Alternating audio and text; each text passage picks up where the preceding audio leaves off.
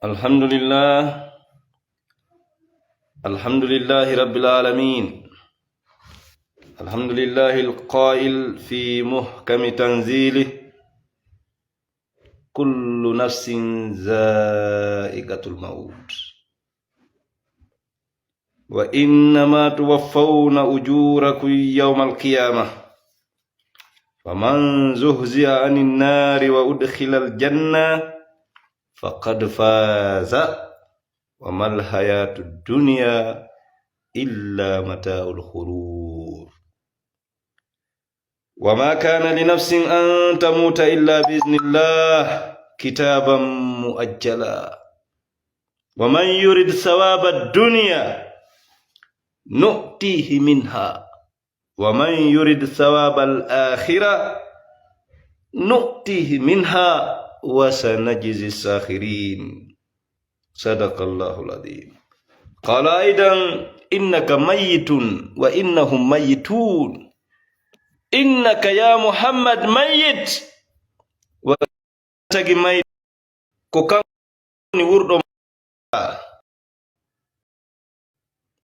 ko kan hayyul lutti ko mayay kulli kul ko Allah tu woni wurdo mo mayata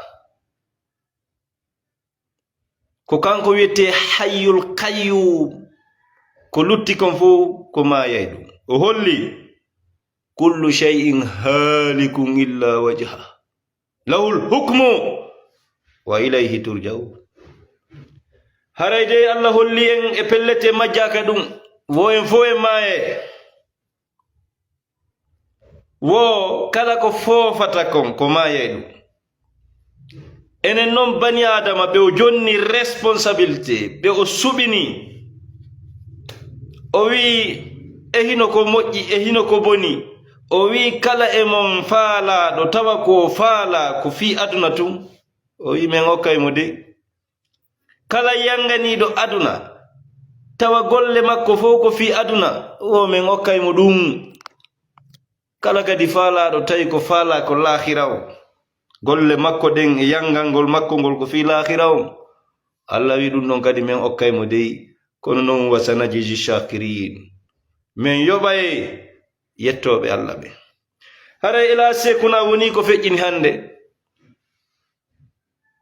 ko yahu miɗo yaade yahu miɗo arde metta muññaade ko ardingol haqqille ɗen tun miijito seeɗa tun wondema ko neeɓi juuti ko an tawoyta on tigi ɗo kanko arata o tawama metti muñago metta muñaade. Awa haray yen andu enen ɓe wurɓe hoore ndi leydi jokkuɓe ko boni e ko moƴƴi laama yen andu en fof en maayayi. Si mayde non yonaali waaju si mayde waajaki goɗɗo ko waajotomo welata fii. Nde goɗɗo wattini yumma mum nde goɗɗo cippi e ƙaburu hallelni baaba mum yiltiti e aduna watti pankare o ko waajirɗamo wo o famata. Kala waaju ngu waajiɗa o famata. Nde amijo ma mo waaladata nde mo nyallidata nde mo gollidata nde mo huwondirta nde mo naɓidata piiji waali maayi dariɗa ha o ubba leɗɗe watta leydi omba yiltitiɗa heɓanɗa goɗɗo miijo bongo haasiɗa goɗɗo fi Allah no hokki mo jawdi ma ngari ma laamu konniɗa goɗɗo. Haray vraiment an ala ko waajoto ma en ala ko waajo e hewtiti mayde bandira waalagol maya mayrude waawi fiɗɗa fiɗɗagol hey menen ko menen anditende kin sorta o tigi tawa no waali ko oɗo wonno gertade aduna ko o a towni ɗum ɗo towata a towni koyngal towata ko o wonno dartade, ko o wonno gidigidinnade. aduna ko doy bandira ko ha seeɗa ni mawɓe feƴƴini alhaji sekuna en torki musidal ngal fof baskotto on kamɓe siɓɓe men sosoɓe musidal maɓɓe fof yarlagol fatunde kuntigi maɓɓe on en torki allah yo allah addu portal ton kadi e région ji ɗin fof haray ko wonɗum wawɗen si wona du'anagol ɓen tigi e wi'ugol inna lillahi wa inna ilayhi rajiun. menen ko allah jeymen, ko allah min herani, ko allah andi fi amen on, kaka makko kadi min hotata. haray mawɓe ɓe woni ko feƴƴini, haray ko honɗum wawɗen sino annildugol ɓe du'a ɗum ɗon pet. en torki wurɗo mo mayata hayyul qayyum yo allah hinno alaji sekuna suma, yo allah yaafoɓe, yo allah yarloɓe, yo allah malnuɓe, yo allah waɗu gabru maɓɓe on sarden immorde sarden ji aljanna, yo allah danduɓe lette kabr, yo allah waɗu kabru maɓɓe on rawda min riyadil janna, allah lumbindinoyen enen e maɓɓe sirate ara kon hisuɓe, yo allah waɗu aljanna on geɓal maɓɓe, yo allah ittu malaika ko jaɓɓoraɓe inna alladina qalu rabbuna allahu summa istaqamu tatanazzalu alayhim almalaikatu alla takhafu wala tahzanu wa absiru biljannati allati kuntum tuwadun.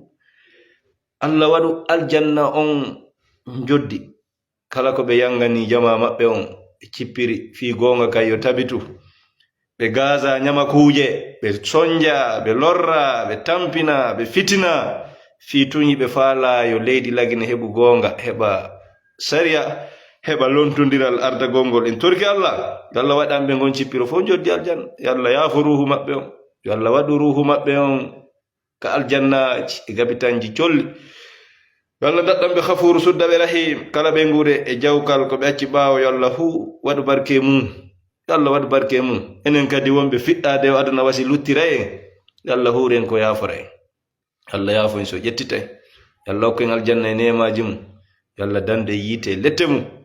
حرمة إنا لله وإنا إليه راجعون. اللهم اغفر لجميع الموتى المسلمين الذين سيدوا لك بالوحدانية وبنبيك بالرسالة وماتوا على ذلك. اللهم اغفر لهم وارحمهم وعافهم واعف عنهم ووسع مدخلهم واغسلهم بالثلج والماء والبرد ونقهم من الذنوب والخطايا كما ينقى الثوب الأبيض من الدنس. اللهم لا تحرمنا أجرهم ولا تدلنا بعدهم. اللهم صل على محمد وعلى آل محمد وارحم محمد وآل محمد وبارك على محمد وعلى آل محمد كما صليت ورحمت وباركت على إبراهيم وعلى آل إبراهيم في العالمين إنك حميد مجيد. اللهم صل على سيدنا محمد وسلم. hare en torondiri yallagol nde fatunde ɓeɗo mawɓe ngal ɗo tugalal molanangal, tugalal tawanongal e dartiɓe ɓen fiyo gonga ka ñiiɓu e leydi men ndin. yo allah hinno ɓe, yo allah yaafo ɓe, yo allah malnu ɓe. on jarama. enen kadi ɗen habbi ñalande ɓen ɓayru hewta e a mayay mi mayay ko honɗum wonde yanganade, ko an andi, ko min andi, ko honɗum jokkuɗen, an andi, ko min andi, kono dow tigi tigi en mayay. salli ala muhammad. on jarama.